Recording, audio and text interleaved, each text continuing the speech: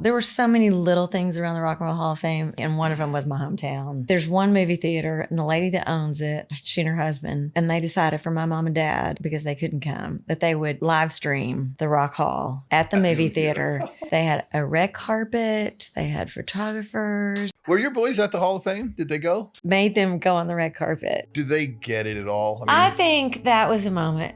By the way, if you want to cut this out, we can. I don't know if you want to talk about it, but I was really moved in the documentary when you talked about the Leaving Las Vegas guy. This is a guy that wrote a book, and you titled the song after, and he didn't give him credit and singing, and the guy wound up killing himself. I just felt like it was so unfair to you. You know, I don't think there's anything that can prepare you for what life can throw at you, even if you're a good person. That took me into the darkest place. But the reality of it is, somebody doesn't kill themselves because of one thing, you know.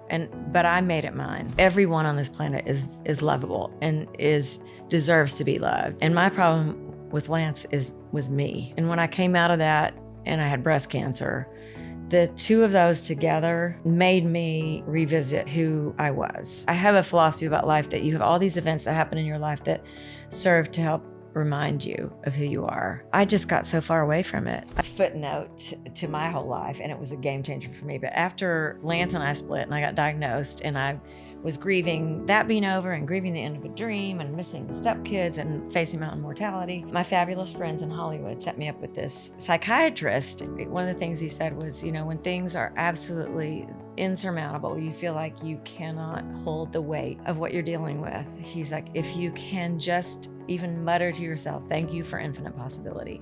Because infinite possibility represents all the things our tiny pea brains limit us with. Like I always said, well, if only I can do this, if only I get, you know, marry somebody and then I'll have children and then da-da-da-da. I mean, this whole scenario, well, my life was gonna be different than that. And I limited it, you know, until everything was taken away. And then now I have these incredible boys. I feel like what we go through in our lives are meant to help us find joy and find peace. You get older and you start realizing, I don't want to waste crap that means nothing. Being our age and trying to be something that you used to be, or trying to be something that you're not, or that you never were. It's great saying, a friend of mine in AA that says, you're not who you think you are. You're not who they think you are. And you're most definitely not who you think they think you are. And I'm like, that's it. I love that. I just stopped. Can we just go get a couple of guitars? Can we just write that right Yes, now? Yeah, you're not.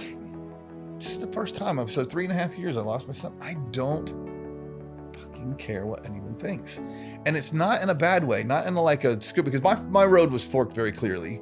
Because I'm an alcoholic. Because I always had I've said it on here before, I had a deal with God. Like, you take one of my kids, I'm drinking again.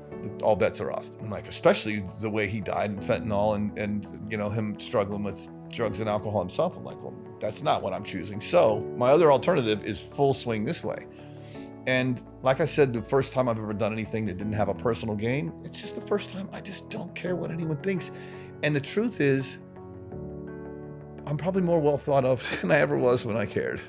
You know, a irony. I have come to know a God that is not who I thought he was. And I kind of feel like C.S. Lewis, that hell is a door that's locked from the inside. Like you said, separation from God. I don't think we have any idea what he's got in store. I love that so much. That for me is where all hope resides. We got to quit thinking about, you know, and listening to other people.